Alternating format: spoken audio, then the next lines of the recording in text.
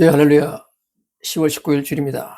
계속해서 2부 말씀을 드리고자 합니다. 수념연에 관한 말씀입니다. 성경 에베소 4장 29절에 이렇게 나와 있습니다. 무릇 더러운 말은 너희 입 밖에 내지도 말고 오직 덕을 세우는데 소용되는 대로 선한 말하여 듣는 자에게 은혜를 끼치게 하라. 입에서 더러운 말 나가게 하지 말고 덕을 세우는 말만 하고 또 선한 말을 하고 은혜를 끼치는 말을 하라 그런 거죠. 자, 영어 성경 보면 이렇게 나와 있습니다. Do not let any unwholesome talk come out of your mouth, but only what is helpful for building others up according to their needs, that it may benefit those who listen. 이렇게 나와 있죠. 자, 그래서 무슨 말이냐면, 첫째, unwholesome, 더러운 말이라는 것을 영어로 unwholesome talk라고 나와 있나요? unwholesome, 건강하지 못한 그런 뜻이고요. unwholesome이라는 단어를 찾아보면 이런 말이 나옵니다. 원어에 그런 뜻이 나와 있습니다. 건강하지 못한 말, 혹은 poisonous, 독성 있는 말, injurious, 다른 사람을 다치게 하는 말, destructive, 파괴적인 말, indecent, 점잖지 못한 말, 이런 거 하지 말라는 겁니다. 다시 한번 말씀드리겠습니다. 성경 말씀이죠? 에베소 4장 29절에 나오는 말씀입니다. 말하되 건강하지 못한 말, 독성 있는 말, 다른 사람을 상처 주고 해치는 말, destructive, 파괴적인 말, indecent, 점잖지 못한 말을 하지 말라는 겁니다. 그 입이, 그런 말이 네 입에서 나가지 못하게 하라는 거죠. 대신 내가 말할 때는 항상 그 말에 building others up, 다른 사람을 세워주는 말을 하는 거예요. 세워준다는 건 다른 사람을 깎아내리는 말이 아니라 다른 사람을 세워주고 높여주고 격려하는 말을 하는 겁니다.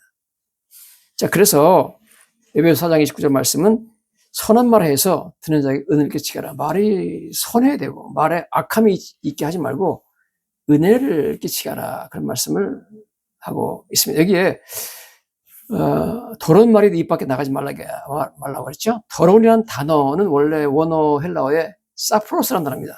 이 사프로스라는 단어는 원래 썩은 나무, 시든 꽃, 썩어 냄새나는 생선을 가리키는 말입니다.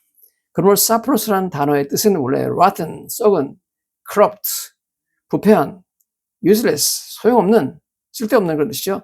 unprofitable, 도움이 안 되는 그런 뜻입니다. 여러분, 그래서 내 말이 썩은 냄새가 나면 안 되고 부패도 안 되고 쓸데없는 말 해도 안 되고 unprofitable, 도움이 안 되는 말도 하면 안 된다는 겁니다. 그러므로 이 단어는 인간관계를 해치는 말, 다른 사람을 죽거나 병들게 하는 독성 있는 말, 다른 사람의 인격을 깎아내리는 말을 하면 안 된다는 겁니다. 다른 사람의 자존심을 건드리는 말을 하면 안 된다는 겁니다. 그럼 본문은 네 입에서 썩어 냄새가 나는 독한 말이 나오지 않게 하라는 뜻입니다. 자, 그래서 우리 입에서는 다른 사람을 저주하는 말이 아니라 축복하는 말이 나와야 되고, 덕을 세우는 말, 다른 사람을 세워주는 말, building others up, 다른 사람을 세워주는 말이 나와야 되고, 선하고 은혜로운 말이 나와야 된다. good and gracious, 이런 말들이 나와야 된다. 그런 뜻입니다. 자, 어떻게 하면 우리가 선하고 은혜로운 말을 할까요? 첫째는 여러분, 격려와 칭찬의 말을 우리가 자주 해줘야 됩니다. 비판과 비방의 말을 여러분 자주 하는 것이 아니라 항상 사람 만나면 칭찬과 격려의 말을 해줘야 됩니다. 우리는 항상 만나는 사람에게 대화 중에 어떤 말로 이 사람을 격려해 줄까 하는 것을 연구하고 적당한 말로 격려를 해줘야 됩니다. 그리고 그 사람을 칭찬해 줄 이유를 연구해서 너무 지나치지 않게 칭찬을 해줘야 됩니다. 아첨하는 말이 되지 않도록 진심으로 칭찬을 해줘야 되고, 너무 말도 안 되는 칭찬하면 그 사람이 그걸 별로 기뻐하지 않습니다. 그리고 어려운 일을 당하여 낙심하고 실망한 사람에게 한마디 따뜻한 격려의 말이 그 사람에게 힘을 내게 하고 다시 일으켜 세워주는 위대한 능력이 될 수가 있습니다. 다윗이 사울 왕에게 쫓겨다닐 때 요나단의 한마디 격려의 말이 다윗에게 엄청난 힘이 됐던 것을 우리가 성경을 통해서 보게 됩니다. 사무엘상 23장 15절부터 보면 다윗이 사울이 자기의 생명을 뺏으려고 나온 것을 보았으므로 그가 십광야 수풀에 있었더니 사울의 아들 요나단이 일어나 수풀에 들어가서 다윗에게 이르되 하나님을 힘있게 의지하게 하는데 곧 요나단이 그에게 이르기를 두려워하지 말라. 내 아버지 사울의 손이 내게 미치지 못할 것이요 너는 이스라엘의 왕이 되고 나는 네 다음이 될 것을 내 아버지 사울도 안다. 정말 어려울 때 요나단이 찾아와가지고 너무너무 귀한 격려의 말을 해줬습니다. 두려워하지 말라 그러고, 내 아버지 사울이 너를 죽이려고 하지만 그의 손이 너한테 미치지 못한다. 너는 반드시 이스라엘 왕이 될 것이다. 그리고 나는 네 다음이 될 것이다. 이렇게 여러분 너무너무 놀라운 격려의 말씀을 해줬는데 이것이 다윗에게, 그 외롭고 힘든 다윗에게 엄청난 힘이 되었던 것을 우리는 보게 됩니다. 사울에게 쫓겨다니면서 언제 죽을지 모르는 입장에 있던 절박한 그런 다윗에게 요나단이 찾아와서 엄청난 격려와 위로를 해줬습니다. 요나단은 하나님의 은혜와 사랑을 전했던 축복의 통로였습니다. 마치 하나님 보낸 천사처럼 하나님이 해주고 싶은 말을 다윗한테 해줬습니다. 여러분, 여러분들은 다른 사람 만났을 때 내가 하나님이 보낸 저 사람을 위한 천사다라고 생각하시고 하나님께서 천사를 통해서 들려주고자 하는 그런 선하고 은혜로운 말을 그 사람에게 해줘서 그 사람을 세워주고 격려해줘야 됩니다. 칭찬해주고. 두 번째, 우리는 감사의 말을 해야 됩니다. 배우자, 자녀, 직장, 동료, 만나는 사람들에게 항상 감사의 말을 해야 됩니다. 사소한 친절이라도 반드시 감사를 말로 표현해야 됩니다. 감사할 줄 모르고 항상 불평하는 사람은 자신과 주변에 있는 모든 사람들을 피곤하게 만들고 불행하게 만드는 것입니다. 여러분. 그래서 미국 사람들이 물론 입에다 땡큐를 달고 살죠. 근데 진짜 감사할 때는 땡큐라고 하지 않습니다. Thank you so much가 아니라 진짜 감사할 때는 영어로 I really appreciate you. I really appreciate. 그러니까 내가 정말 감사하다. I really appreciate. 그렇게 말합니다. 그 다음에 여러분 세 번째로 우리는 친절하고 부드러운 말을 해야 됩니다. Gentle and kind words. 이렇게 말해야 되죠. 친절하고 부드러운 말은 항상 다른 사람 입장에서 다른 사람의 감정을 상하지 않도록 배려하는 말입니다. 즉, 나로부터 이런 말을 들으면 저 사람의 기분이 어떨까를 먼저 생각해보고 조심해서 말하는 겁니다. 그냥 생각나는 대로 막 말해버리면 안 되고요, 여러분. 영어 성경에도 선하고 은혜로운 말을 해서 은혜를 끼쳐라 그런 말하잖아요. 은혜가 되는 말을 해야 됩니다. 그리고 그 사람에게 우리가 친절하고 부드러운 말을 할 때는 당신은 사랑받기 위해서 태어난 사람이다. 지금도 하나님이 당신 사랑하고 있다. 이런 말씀을 해주셔야 됩니다. 당신은 중요한 사람이다. 하나님께서 당신을 무척 사랑하고 계신다. 이렇게 말해줘야 됩니다. 이처럼 우리는 하나님의 은혜와 사랑을 다른 사람에게 전하는 축복의 통로가 되어야 되는 줄로 믿습니다. 하나님께서 이스라엘 백성들이 바벨론 포로를 있을 때 그들은 비참한 상황에 처했습니다. 남의 나라 가서 포로돼서 노예 생활하는 게 얼마나 비참합니까? 바벨론 백성들이 다 그냥 그 포로 붙잡혀온 유대인들을 무시하고 사람 취급도 안 하고 막 부려먹을 때 자기들의 존재감이 너무나 없어졌을 때 그때 하나님께서 이사야 선지자를 보내가지고 그들에게 격려 말씀해 주는데 이게 놀랍습니다. 제가 하나님께서 뭐라고 하냐면 바벨론 사람들은 너희를 무시하고 너희를 사람 취급도 안 하고 너희를 부려먹지만 너희는 비참한 상태에 있지만 그러나 내 눈에 너희들은 보배롭고 존귀한 존재고 나는 너희를 사랑한다 그랬습니다. 와. 그리고 내가 너희를 바벨론에서 구원해낼 것이라고 했습니다. 이것은 그들의 큰 위로와 소망이 되었습니다. 모든 사람은 격려와 서로 소망과 위로를 필요합니다. 그러므로 여러분 다른 사람 만나면 그렇게 하셔야 됩니다. 하나님이 그렇게 했기 때문에 이사야 43장 4절이죠. 네가 내 눈에 보배롭고 존귀하여 내가 너를 사랑했은즉. 그 바벨론 포로가 있는 백성들한테 내 눈에는 너희들은 보배롭고 존귀하고 내가 너를 사랑한다 그랬습니다. 내가 내 대신 사람들을 내어주며 백성들을 내 생명을 대신하시니 두려워하지 말라. 내가 너와 함께하여 내 자손을 동쪽에서부터 오게 하며 서쪽에서부터 너희를 모을 것이다 그랬습니다.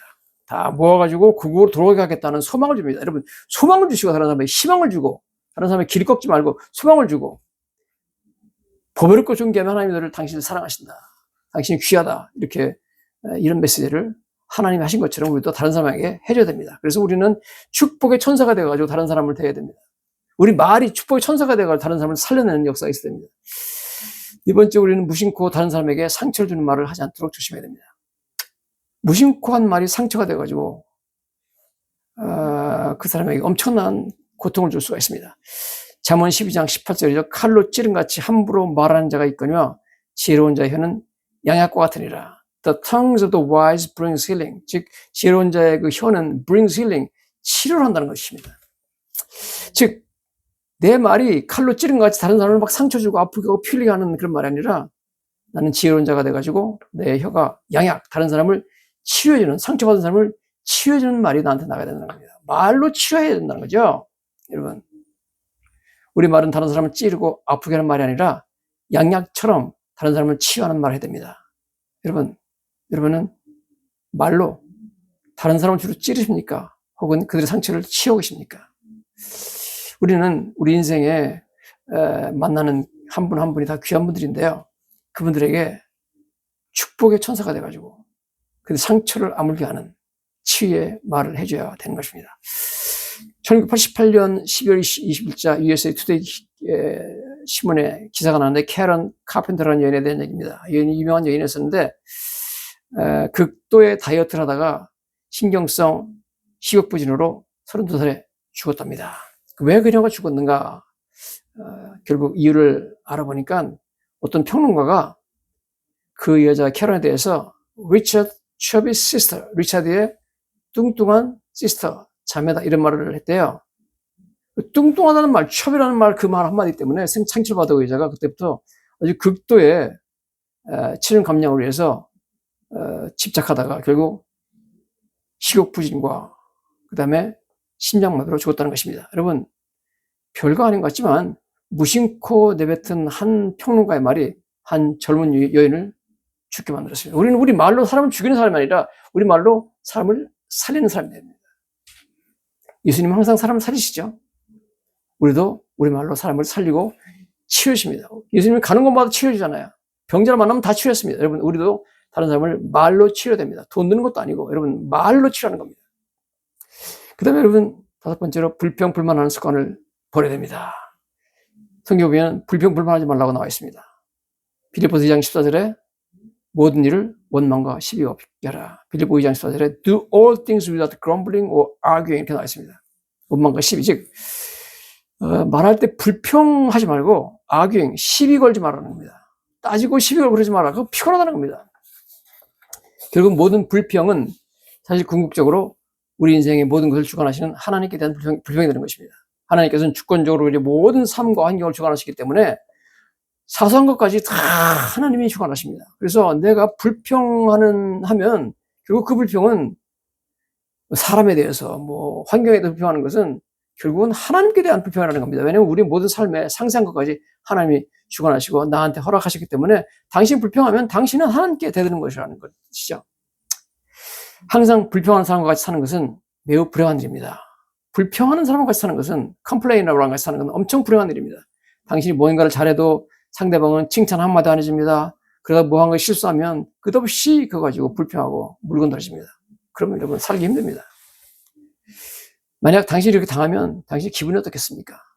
하나님께서는 범사에 감사라고 하시는데 우리가 범사에 불평만 한다면 우리는 하나님을 진노케 하는 것입니다. 광야에서 40년간 불평과 불만만 늘어놓던 이스라엘 백성들에게 하나님께서 진노하셨죠?